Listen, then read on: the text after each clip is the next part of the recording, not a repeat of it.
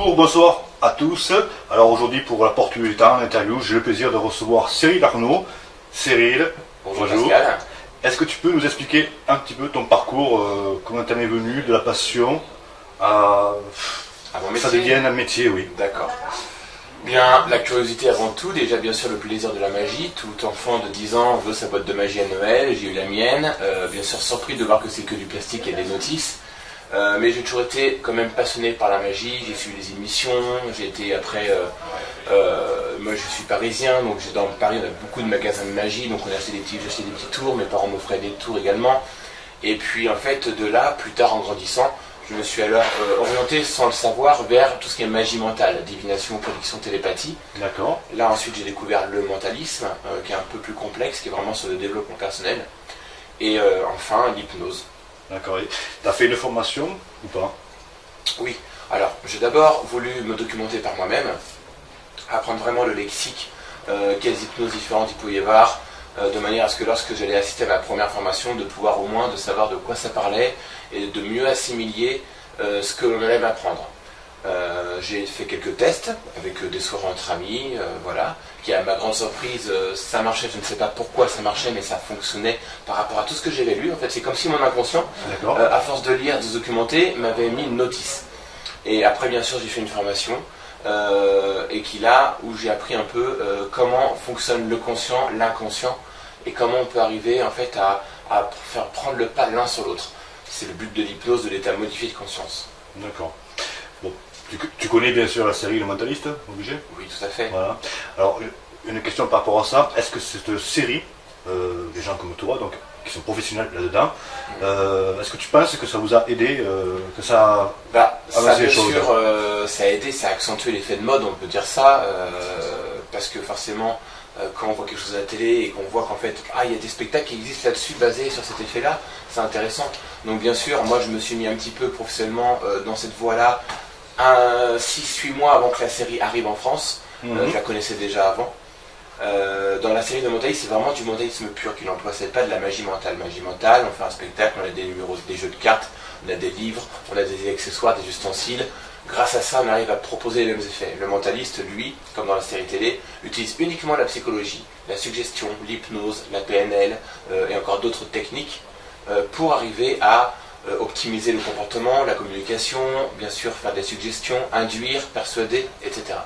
Et si on t'appelait pour une enquête judiciaire, ça te ferait plaisir de participer? Pourquoi pas? C'est pas encore proposé. De toute façon, aujourd'hui, j'ai surtout mon activité qui est liée surtout à l'hypnose de spectacle. D'accord. Mais effectivement, pourquoi pas? Comme dans la série télé, peut-être qu'un jour, les services juridiques et d'enquête utiliseront peut-être des dons de communication pour arriver à savoir qui dit le vrai, qui dit le faux, et comment arriver à voir que tel indice ou que peut-être que telle preuve est à prendre en considération sur une autre voie, on va dire. D'accord. Alors justement, une question qui me revient. On parle d'hypnose, d'accord, de spectacle. Et est-ce que tu peux expliquer aux gens qui vont nous écouter la différence entre l'hypnose de spectacle et l'hypnose thérapeutique? Très bien. En hypnose de spectacle, faut savoir que ce sont des effets, on va dire, plutôt immédiats. Et visuel, il faut que le public qui soit dans la salle ou de l'autre côté de l'écran puisse comprendre, voir ce qui est en train de se passer. Donc on a très peu de temps pour agir sur nos sujets et il faut qu'il se passe des choses que l'on dise waouh, il se passe quelque chose. Donc ce ne sont pas les mêmes effets qu'en thérapie. En thérapie, sachant que l'hypnose est arrivée depuis déjà très longtemps, depuis l'ancienne Égypte, c'est d'abord un but médical. Ils ont très vite compris, au niveau des Égyptiens, que c'est le cerveau qui contrôle tout. Les douleurs, les sensations, les émotions. Et donc par des gestes, par des regards, des expressions, ils arrivaient à induire une personne pour qu'elle oublie sa douleur, ou son mal-être, ou son malaise. D'accord. Alors en thérapie, on va prendre le temps d'écouter le sujet, de savoir quel est son problème, son mal. On va prendre également le temps de l'analyser afin de savoir vers quel chemin on va pouvoir passer pour que son inconscient prenne le pas sur le conscient et ainsi arriver vers, je ne veux pas dire la guérison parce que ce n'est pas des maladies, mais arriver vers son bien-être tout simplement. D'accord. Alors ensuite, on m'avait posé aussi une question. Existe-t-il des écoles des écoles de formation pour devenir mentaliste? Alors, il y a des écoles, il y a des instituts, il y a plusieurs, bien sûr, il y a plusieurs groupes. Alors, pour devenir mentaliste, c'est un travail qui est assez long sur le temps. J'en connais un, personnellement j'en connais un qui lui a démarré de peut-être avoir 9-10 ans. D'accord. Il a toujours été dedans, à développer son système sensoriel, extrasensoriel, celui des autres, à l'observer, à être très observateur, arriver à trouver le langage, à s'adapter. C'est surtout de la psychologie, de la communication, de la suggestion, de la PNL, comme je l'ai dit tout à l'heure. Maintenant, il y en a d'autres bien sûr en France. Maintenant, en magie mentale, ce sont des numéros de magie qui vont donner l'impression de prédiction, divination, télépathie. D'accord. En hypnose, il y a également bien sûr des instituts de formation. Alors, hypnose de spectacle, en général, on apprend bien sûr tout d'abord l'hypnose classique. Alors avec des balances, on fait balancer le sujet en arrière ou en avant ou sur le côté, puis on arrive à lui faire des catalepsies de bras ou du corps en entier, puis il y a encore d'autres effets qui arrivent, on apprend comment mettre en place, il y a un ordre à respecter. Il y a un ordre à respecter, pourquoi? Pour que l'inconscient soit d'accord, et surtout ne pas sauter un palier, puisque c'est comme un rêve, on a un certain palier. En hypnose thérapeutique, là on va prendre plutôt les différents outils et les différentes manières d'hypnotiser pour que le sujet qui soit venu puisse se relaxer, être en confiance, comme en spectacle d'ailleurs, mais surtout qu'on puisse aller au plus profond des choses. En spectacle, l'effet est quasi immédiat et il va avoir une durée assez rapide dans le temps. C'est-à-dire qu'au bout de 10-15 minutes, si on n'a rien fait, le sujet va plus ou moins, on va devoir lui changer d'effet ou autre, sinon ça va se réveiller, il va sortir de son état modifié. Et les effets auront un très court effet sur eux. En thérapie, on va plutôt aller dans la profondeur. La personne va la plonger vraiment longtemps en hypnose, on va aller vraiment au plus profond des choses. Et là, ce qu'on va lui induire pour qu'il aille bien, pour qu'il aille mieux, sera quasi permanent. Comme pour devenir non-fumeur, pour réduire l'estomac, pour avoir une confiance en soi pour un examen, plein d'autres choses comme ça. Et là, ce sera permanent. Et tu as déjà fait du coaching justement à ce niveau-là ou pas? Le coaching, c'est intéressant comme mot parce qu'aujourd'hui on est très vite coach. En fait, c'est du conseil, on appelle ça du conseil.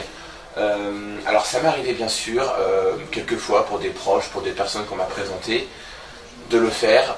Voilà, j'ai fait des inductions pour faire de la mise en confiance en soi, pour un examen, pour un permis de conduire, pour prendre la parole en public.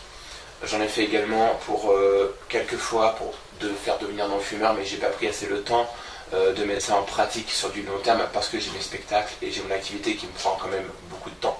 Bien sûr. Mais oui, ça m'arrive de temps en temps de faire un petit peu de conseils et de faire de l'hypnose à but vraiment, on va dire, au développement personnel. En tout cas, je sais pas si tu m'as inoptisé tout à l'heure, mais là, ça fait un petit moment que je fume pas déjà. Ça commence bien. Parce que le conscient est occupé, donc voilà. Il ne pense plus à fumer. Alors, oui, justement, votre métier, parce qu'il y a plein de jeunes, suite aussi à la série Mentaliste, après la magie, le mentalisme. Donc, ils voudraient réussir là-dedans. Aurais-tu un ou deux conseils à leur donner? Alors, il faut savoir que aujourd'hui, tout le monde peut faire ce qu'il veut. On a de limites que celles qu'on se donne. D'accord. Maintenant, on a bien sûr des prédispositions à faire un métier plutôt qu'un autre, une activité, un loisir plutôt qu'un autre. Il n'y a pas de secret dans chaque discipline, quelle qu'elle soit. C'est bien sûr la motivation, l'envie d'eux.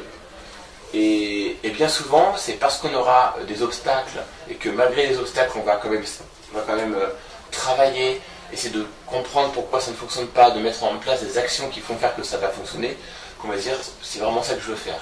Plutôt que je le fais parce que c'est facile et que j'ai plus qu'à claquer de doigts pour que ça marche. D'accord ? Donc il y a bien sûr la motivation. Il y a ensuite, moi j'aime beaucoup utiliser ce mot, l'empathie, parce que en fait, on réussit toujours, surtout dans la magie, dans l'hypnose, tout ce qui est spectacle, c'est pas évident pour une personne qui est dans le public de venir sur scène ou quelqu'un de se prêter à une expérience comme celle-ci. Donc quand on a vers une personne qu'on ne connaît pas vraiment, que cette personne crée une empathie, un degré de confiance, bah, on a envie de vivre la chose. Et c'est beaucoup plus facile, comme un tour de cartes qu'on va présenter, peu importe. Mais il faut toujours créer, je pense, une certaine alchimie entre les deux personnes, entre le magicien, son sujet ou son spectateur ou son assistant. Quelque part, tu es comédien aussi alors. Il y a bien sûr un comédien, on peut avoir un rôle de comédien. D'ailleurs, quand je me suis mis à la magie, étant très jeune, je le suis toujours, j'espère, mais On m'a toujours dit, en fait, c'est un des amis qui m'a mis un peu le pied à l'étrier en m'apprenant quelques techniques de magie. Il m'a dit, en fait, un bon magicien, on dit toujours qu'un bon magicien est en fait un comédien dans un rôle de magicien. C'est vrai que quand on regarde un magicien, on a toujours en fait notre manière de parler, notre lexique, notre intonation, notre posture, notre gestuelle. Ouais. On raconte une histoire, et dans cette histoire, il se passe quelque chose de magique, bien sûr. Alors ensuite, comment ça te vient l'inspiration pour faire tes spectacles et surtout pour les renouveler, pour que ça change? Je m'inspire de ma vie déjà, je m'inspire de ce que j'ai pu vivre, de ce que j'ai pu observer, je m'inspire de ce que je vois autour de moi. En fait, comme les comédiens, ils s'inspirent de ce qu'ils voient toute la journée pour créer leur sketch. Bien, moi, c'est la même chose. Je me dis, ce serait amusant si quelqu'un pouvait vivre cette situation-là. Comment je peux l'adapter en spectacle? Ou alors, c'est même mieux, c'est des sujets directement qui vont m'inspirer, parce que sur scène, ils vont avoir des réactions, des expressions. Et par rapport aux expressions et réactions qu'ils vont avoir, je vais dire, tiens, pourquoi pas? Pourquoi pas vivre ça? Et hop, on lui fait vivre ce qu'il semble vouloir vraiment vivre. En fait, l'inconscient communique tout le temps. À travers les expressions, on le voit, le regard, la posture, la respiration. On dit tiens, là on est dans le oui, et la personne a l'impression qu'elle veut aller au-delà de ce qu'on lui propose, on va aller donc plus loin dans les faits. D'accord. Aimerais-tu écrire un livre? Alors, bonne question, on me l'a déjà posée. Aujourd'hui, non. Peut-être que plus tard j'y viendrai, écrire un livre, alors soit sur l'hypnose, la magie, ou autre, sur un parcours de vie, parce que moi je m'intéresse beaucoup à tout ce qui est développement personnel, professionnel. Comme je dis tout à l'heure, on a de limites que celles que l'on se donne. D'accord? Donc en fait, tout est possible dans la vie, à condition de mettre des actions en place. Alors ça peut être sur le professionnel, l'amical, le sentimental, tous les niveaux. Donc pourquoi pas? Un jour, peut-être que je me dirai tiens, ça m'intéresse, ou peut-être qu'on me proposera, peut-être qu'il y aura un projet qui se mettra en place. Bien sûr. Pour l'instant, aujourd'hui, non. D'accord. Juste pour te connaître un petit peu plus et pour que le public te connaisse encore mieux, as-tu un film préféré? Un film fétiche? Alors, un film préféré, j'en ai pas un, j'en ai toute une étagère. Si tu devais en donner un. C'est une très bonne question. J'ai la chance, peut-être, je sais pas, d'être en génération 80, donc forcément le film qui m'a le marqué le plus c'était en enfance, c'était E.T. Alors déjà, un autre monde, vivre deux personnes qui sont d'un monde totalement différent, arrivent à se comprendre, à créer vraiment des choses. Elliot ressent ce que E.T. est en train de vivre, il y a des choses vraiment très intéressantes, il y a l'émotion, l'amitié qui est très importante pour moi. J'aime tout ce qui est film aussi en rapport avec le voyage dans le temps.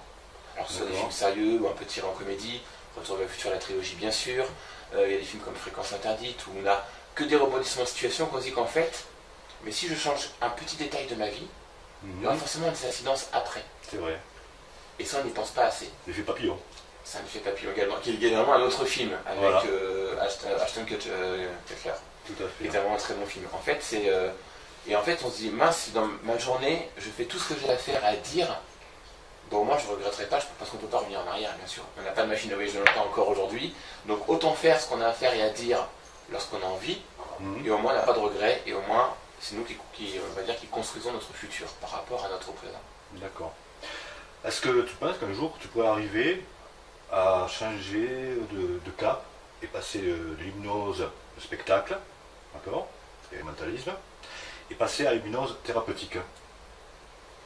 Pourquoi pas? Je sais que moi, si on m'avait dit déjà il y a 10 ans, on m'aurait dit Cyril, dans 10 ans t'es hypnotiseur, j'aurais rigolé. Ouais. Donc pourquoi pas? Mais bon, pour l'instant, je sais que le spectacle m'a toujours intéressé depuis que je suis tout petit. Que ce soit sur scène, ou que ce soit la préparation, ou l'organisation, ça m'a toujours vraiment porté à cœur. Donc, je pense que je suis quand même parti sur le spectacle, en tout cas dans ce domaine-là, sur encore, j'espère pour moi, encore quelques années. Après, on verra pourquoi pas l'un ou l'autre, ou pourquoi pas les deux. À titre de curiosité, bon, imaginons que tu ferais de l'hypnose thérapeutique, bon, tu t'y connais quand même, c'est ton métier, en part que c'est du spectacle, mais penses-tu qu'on peut essayer de déprogrammer, programmer quelqu'un qui serait psychotique? J'ai pas étudié ces cas-là.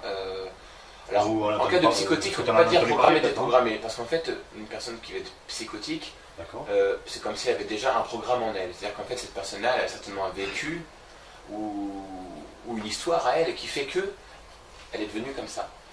Donc, elle s'est auto-programmée. Donc, en fait, on va plutôt dire que je je pense qu'il faudrait arriver à déprogrammer ce programme, on va dire, malfaisant pour elles. Et souvent, les personnes ne se rendent pas compte qu'elles sont dans cet état-là, pour arriver à lui mettre un programme bienveillant, mais qu'il soit toujours en accord avec son inconscient. Parce qu'on a tous nos valeurs, nos croyances, qu'elles soient limitantes ou pas. Et c'est toujours important d'en tenir compte pour avancer et pour que la personne puisse l'accepter. L'inconscient accepte ce qu'il veut accepter. Alors ensuite, une autre question qu'on m'a demandé de te poser. J'ai pu remarquer, oui, voilà, c'est par rapport à Internet, quand on fait une recherche sur Internet, sur le mot hypnose, oui. On tombe sur des sites, mais hypnose et le mentalisme, c'est relié. Tout à fait. Alors, ça c'est... On peut faire de l'hypnose sans faire de mentalisme. D'accord. On ne peut pas faire de mentalisme sans faire de l'hypnose. D'accord. C'est-à-dire que dans le mentalisme, c'est avant tout le développement personnel, le développement du système sensoriel, extrasensoriel. On va s'intéresser surtout à faire avancer la personne. On va arriver à lui créer des connexions, on va lui faire prendre en compte que ce qui se passe autour de soi est important pour notre corps, pour notre cerveau, et en fait par rapport au comportement qu'on va avoir, on va également nous agir sur le comportement de l'environnement extérieur, les personnes, comme aussi ce qu'on peut ressentir. D'accord. Donc dans le mentalisme, il y a forcément la PNL, donc programmation neurolinguistique, la suggestion, la psychologie cognitive, la communication, l'hypnose, bien sûr. La lecture à chaud sinon, un petit peu. Tout à fait, alors on peut dire du code reading, lecture à froid, code reading, bien sûr. Reading, en anglais. Mais il y a tout ça, il y a tout un ensemble, c'est vraiment beaucoup de techniques pour pouvoir se prétendre mentaliste. Voilà. D'accord. Je parle bien sûr du mentalisme, je ne parle pas des magiciens mentaux qui eux font des spectacles qui présentent des effets comme s'ils étaient mentalistes. Non, nous, les magiciens mentaux, parce que je fais également de la magie mentale, on utilise des accessoires, des techniques de présentation ou autres, et on produit l'effet de divination, prédiction télépathique. Les mentalistes, eux, comme ils sont très ouverts sur tout ce qui est communication, psychologie, PNL, etc., on peut arriver on se synchronise sur la personne, sur le sujet, et comme on synchronisé, on s'est calibré un peu, on peut arriver à l'induire, à lui suggérer des choses. D'accord. Et on va avoir les mêmes pensées, donc c'est très facile de dire, ben voilà, vous avez choisi plutôt cet objet plutôt que là, parce que... Voilà. C'est deux techniques totalement différentes. Voilà. Et tes capacités, est-ce que dans la vie de tous les jours, ça te sert?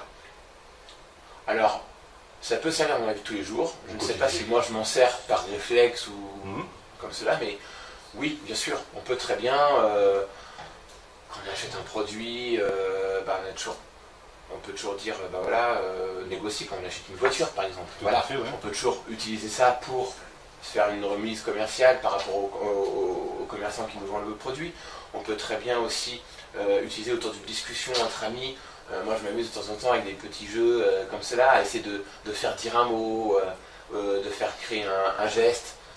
Voilà, on peut dans la vie de tous les jours, bien sûr, orienter la pensée, la gestuelle d'une personne. Je suppose que ça t'amuse. Oui, après il faut toujours le faire bien sûr dans un rôle bienveillant pour la personne. Bien sûr. Surtout si c'est un ami, si les amis sont très rares, ce sera dommage de perdre. Oui, c'est clair. Mais même en spectacle, c'est toujours important. Bien sûr, les sujets vivent des choses, on va dire, amusantes pour le public, parce que oui, la personne elle est sur chaise, elle vit quelque chose alors qu'elle se croit ailleurs. Mais en attendant, il faut que la personne vive quelque chose de bienveillant pour elle. Je pense que c'est important. C'est comme ça que le public dise, ah maman, j'aurais bien voulu monter à sa place finalement. Mais voilà, mais au moins t'apportes du bonheur. Aussi, bien sûr. C'est ça qui est important. Alors ensuite, as-tu des anecdotes là, au niveau de tes spectacles? Alors des anecdotes amusantes ou moins amusantes? Oui, j'en ai plein. J'en ai une qui me vient comme ça. C'était mon premier spectacle d'hypnose. Donc c'était encore l'hypnose classique à l'époque, donc je mettais un petit peu de temps à programmer vraiment les personnes. Donc je préférais prendre plus de temps et assurer le show plutôt que d'y aller trop vite. Donc j'y allais vraiment avec le protocole classique. Et j'ai un sujet, d'ailleurs j'ai gardé contact parce que c'est un sujet qui habite dans la région dans laquelle je vis et qui est très sympathique. Et puis c'est toujours bon d'avoir des bons sujets avec nous. Et en fait il avait vraiment le comportement... Il vivait ce qu'on lui donnait. En fait, à un moment donné, c'était un effet où il pouvait boire la boisson de son choix. Il n'avait rien dans les mains. Il avait vraiment son petit verre, il faisait tourner des glaçons, il buvait. Et encore une fois, je disais bien, il n'avait rien du tout dans les mains, les sujets. Il vivait vraiment l'induction, la suggestion en fait. Et c'était vraiment très sympathique à voir et à vivre, parce que je me disais, d'un côté, je suis l'hypnotiseur, mais en même temps je suis spectateur. Et c'est arrivé à mon premier spectacle, et du coup, c'est ça qui est intéressant. C'est qu'en fait, il ne faut pas que j'oublie qu'il y a un échange qui se crée entre les sujets sur scène, l'hypnotiseur et le public. Et je pense que c'est une expérience qui se passe à 3 personnes en fait. Voilà, faut pas oublier. Faut pas oublier que le public est là, il a besoin qu'on lui explique ce qui est en train de se passer, il a besoin qu'il voit bien sûr, mais il a besoin de comprendre pourquoi. Et en même temps, il y a des réactions du sujet à prendre en compte. Et de créer comme ça, il y a un mouvement qui va être entre nous 3. Je pense que c'est comme si on vivait quelque chose tous ensemble. Et ça, c'est important. Et on se retrouve dans un instant pour des expériences. Que ça ça, bien sûr, ça a aidé, ça a accentué l'effet de mode, on peut dire ça, parce que forcément, quand on voit quelque chose à la télé et qu'on voit qu'en fait, il y a des spectacles qui existent là-dessus basés sur cet effet-là, c'est intéressant. Donc bien sûr, moi je me suis mis un petit peu professionnellement dans cette voie-là, 6-8 mois avant que la série arrive en France. Je la connaissais déjà avant. Dans la série de mentalisme, c'est vraiment du mentalisme pur qu'il emploie, c'est pas de la magie mentale. Magie mentale, on fait un spectacle, on a des numéros, des jeux de cartes, on a des livres, on a des accessoires, des ustensiles. Grâce à ça, on arrive à proposer les mêmes effets. Le mentaliste, lui, comme dans la série télé, utilise uniquement la psychologie, la suggestion, l'hypnose, la PNL et encore d'autres techniques pour arriver à optimiser le comportement, la communication, bien sûr faire des suggestions, induire, persuader, etc. Et si on t'appelait pour les enquêtes judiciaires, ça te ferait plaisir de participer? Pourquoi pas? C'est pas encore proposé. De toute façon, aujourd'hui, j'ai surtout mon activité qui est liée surtout à l'hypnose de spectacle. Mais effectivement, pourquoi pas? Comme dans la série télé, peut-être qu'un jour, les services juridiques et d'enquête utiliseront peut-être des dons de communication pour arriver à savoir qui dit le vrai, qui dit le faux, et comment arriver à voir que tel indice ou que peut-être que telle preuve est à prendre en considération sur une autre voie, on va dire. D'accord. Alors justement, une question qui me revient. On parle d'hypnose, d'accord, de spectacle. Et est-ce que tu peux expliquer aux gens qui vont nous écouter la différence entre l'hypnose de spectacle et l'hypnose thérapeutique? Très bien. En hypnose de spectacle, faut savoir que ce sont des effets, on va dire, plutôt immédiats. Et visuels. Il faut que le public qui soit dans la salle ou de l'autre côté de l'écran puisse comprendre, voir ce qui est en train de se passer. Donc on a très peu de temps pour agir sur nos sujets. Et il faut qu'il se passe des choses qu'on dise waouh, il se passe quelque chose. Donc ce ne sont pas les mêmes effets qu'en thérapie. En thérapie, sachant que l'hypnose est arrivée depuis déjà très longtemps, depuis l'ancienne Égypte, c'est d'abord un but médical. Ils ont très vite compris, au niveau des Égyptiens, que c'est le cerveau qui contrôle tout. Les douleurs, les sensations, les émotions. Et donc par des gestes, par des regards, des expressions, ils arrivaient à induire une personne pour qu'elle oublie sa douleur, ou son mal-être, ou son malaise. D'accord. Alors en thérapie, on va prendre le temps d'écouter le sujet, de savoir quel est son problème, son mal.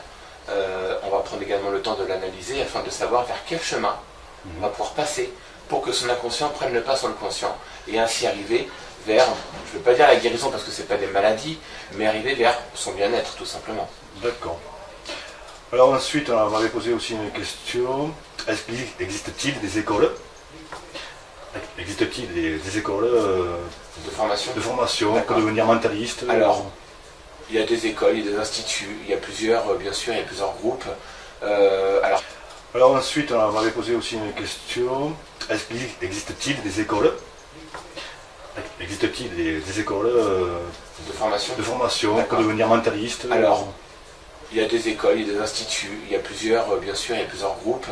Alors, pour devenir mentaliste, c'est un travail qui est assez long sur le temps.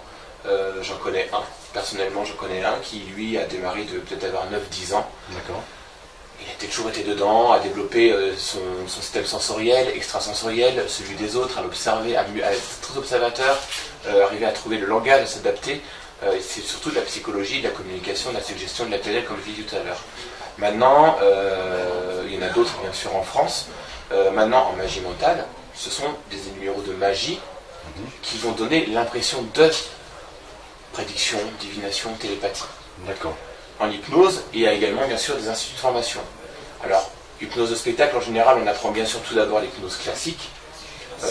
Alors avec des balances, on fait balancer le sujet en arrière ou en avant ou sur le côté, puis on arrive à lui faire des catalepsies de bras ou du corps en entier, puis il y a encore d'autres effets qui arrivent, on apprend comment mettre en place, il y a un ordre à respecter, Il y a un ordre à respecter. Pourquoi? Pour que l'inconscient soit d'accord. Et surtout, ne pas sauter un palier. Puisque c'est comme un rêve, on a un certain palier. D'accord? En hypnose thérapeutique, là on va prendre plutôt les différents outils et les différentes manières d'hypnotiser pour que le sujet qui soit venu puisse se relaxer, être en confiance, comme en spectacle d'ailleurs, mais surtout qu'on puisse aller au plus profond des choses. En spectacle, l'effet est quasi immédiat et il va avoir une durée assez rapide dans le temps. C'est-à-dire qu'au bout de 10-15 minutes, si on n'a rien fait, le sujet va plus ou moins, on va devoir lui changer d'effet ou autre, sinon ça va se réveiller, il va sortir de son état modifié. Et les effets auront un très court effet sur eux. En thérapie, on va plutôt aller dans la profondeur. La personne va la plonger vraiment longtemps en hypnose, on va aller vraiment au plus profond des choses. Et là, ce qu'on va lui induire pour qu'il aille bien, pour qu'il aille mieux, sera quasi permanent. Comme pour devenir non-fumeur, pour réduire l'estomac, pour avoir une confiance en soi pour un examen, plein d'autres choses comme ça. Et là, ce sera permanent. Et tu as déjà fait du coaching justement à ce niveau-là ou pas? Le coaching, c'est intéressant comme mot parce qu'aujourd'hui on est très vite coach. En fait, c'est du conseil, on appelle ça du conseil. Alors, ça m'est arrivé bien sûr, quelques fois pour des proches, pour des personnes qu'on m'a présentées, de le faire. Voilà, j'ai fait des inductions pour faire de la mise en confiance en soi, pour un examen, pour un permis de conduire, pour prendre la parole en public. J'en ai fait également pour quelques fois pour faire devenir non-fumeur, mais j'ai pas pris assez le temps de mettre ça en pratique sur du long. Oui, voilà. C'est par rapport à Internet. Quand on fait une recherche sur Internet, sur le mot hypnose, oui, on tombe sur des sites, mais hypnose et le mentalisme, c'est relié. Tout à fait. Alors, ça c'est... On peut faire de l'hypnose sans faire de mentalisme. D'accord. On ne peut pas faire de mentalisme sans faire de l'hypnose. D'accord. C'est-à-dire que dans le mentalisme, c'est avant tout le développement personnel, le développement du système sensoriel, extrasensoriel. On va s'intéresser surtout à faire avancer la personne.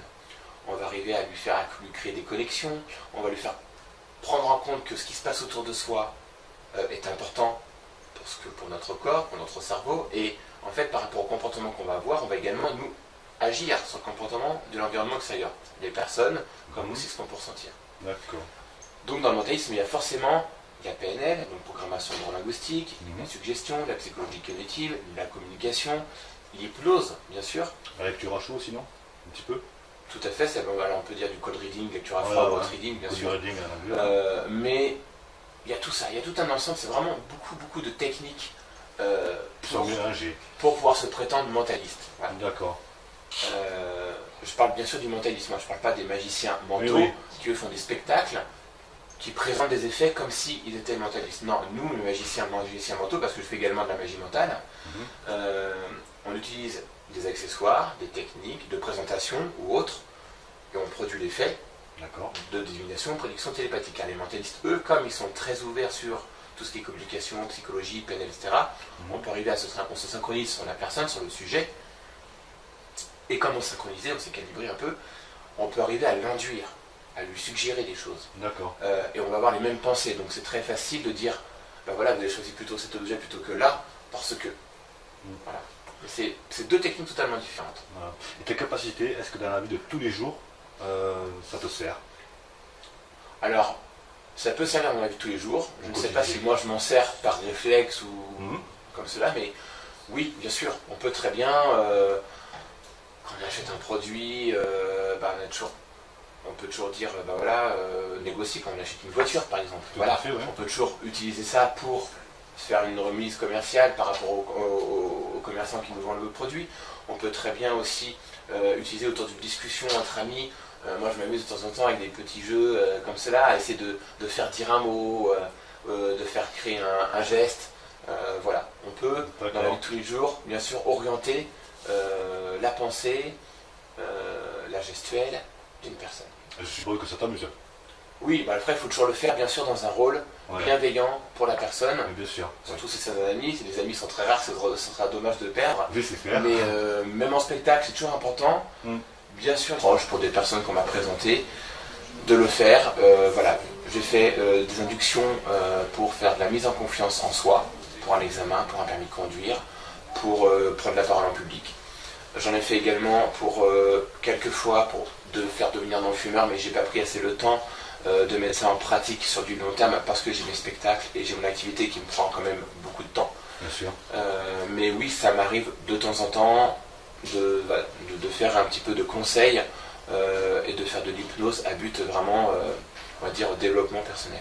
En tout cas, je ne sais pas si tu m'as inoptisé tout à l'heure, mais là, ça fait un petit moment que je ne fume pas déjà. Ça commence bien. Parce que le conscient est occupé, donc voilà. Il ne pense plus à fumer. Alors, oui, justement, votre métier, parce qu'il y a plein de jeunes, suite aussi à la série Mentaliste, après la magie, le mentalisme.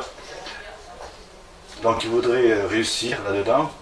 Aurais-tu un ou deux conseils à leur donner? Alors, il faut savoir que aujourd'hui, tout le monde peut faire ce qu'il veut. On a de limites que celles qu'on se donne. D'accord.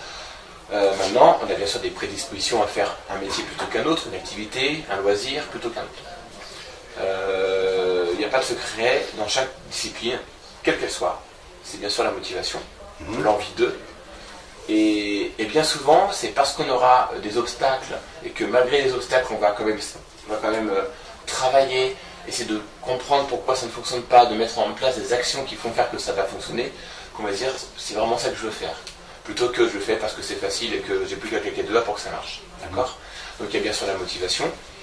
Il y a ensuite, moi j'aime beaucoup utiliser ce mot, l'empathie, parce que en fait, on réussit toujours, surtout dans la magie, dans l'hypnose, tous ces spectacles, c'est pas évident pour une personne qui est dans le public de venir sur scène ou quelqu'un de se prêter à une expérience comme celle-ci. Donc quand on a une personne qu'on ne connaît pas vraiment, que cette personne crée une empathie, un degré de confiance, bah, on a envie de vivre la chose. Et c'est beaucoup plus facile, comme un tour de cartes qu'on va présenter, peu importe.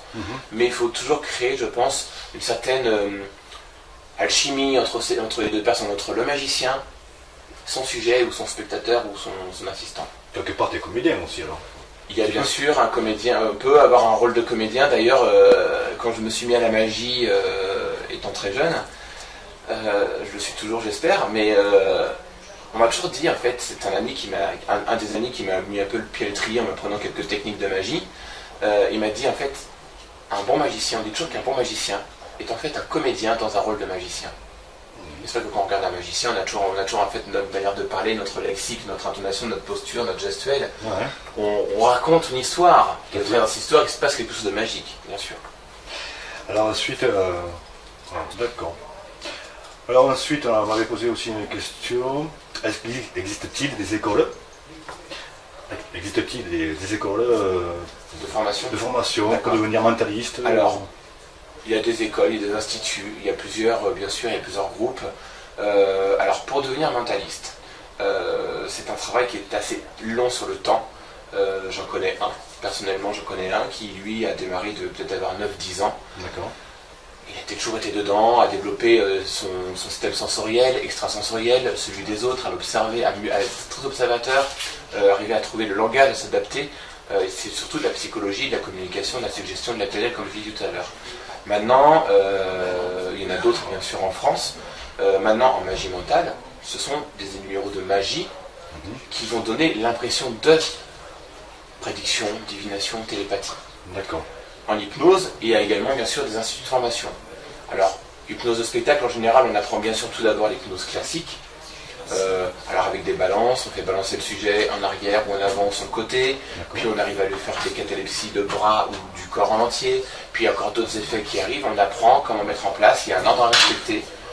Il y a un ordre à respecter, pourquoi? Pour que l'inconscient soit d'accord, et surtout ne pas sauter un palier, puisque c'est comme un rêve, on a un certain palier, d'accord. En hypnose thérapeutique, là on va prendre plutôt les différents outils et les différentes manières d'hypnotiser pour que le sujet qui soit venu puisse se relaxer, être en confiance, comme en spectacle d'ailleurs, mais surtout qu'on puisse aller au plus profond des choses. En spectacle, l'effet est quasi immédiat et il va avoir une durée assez rapide dans le temps. C'est-à-dire qu'au bout de 10-15 minutes, si on n'a rien fait, le sujet va plus ou moins, on va devoir lui changer d'effet ou autre, sinon ça va se réveiller, il va sortir de son état modifié. Et les effets auront un très court effet sur eux. En thérapie, on va plutôt aller dans la profondeur. La personne va la plonger vraiment longtemps en hypnose, on va aller vraiment au plus profond des choses. Et là, ce qu'on va lui induire pour qu'il aille bien, pour qu'il aille mieux, sera quasi permanent. Comme pour devenir non-fumeur, pour réduire l'estomac, pour avoir une confiance en soi pour un examen, plein d'autres choses comme ça. Et là, ce sera permanent. Et tu as déjà fait du coaching justement à ce niveau-là ou pas? Le coaching, c'est intéressant comme mot parce qu'aujourd'hui on est très vite coach. En fait, c'est du conseil, on appelle ça du conseil. Alors, ça m'est arrivé bien sûr, quelquefois pour des proches, pour des personnes qu'on m'a présentées, de le faire. Voilà, j'ai fait des inductions pour faire de la mise en confiance en soi, pour un examen, pour un permis de conduire, pour prendre la parole en public. J'en ai fait également pour quelquefois pour faire devenir non-fumeur, mais j'ai pas pris assez le temps de mettre ça en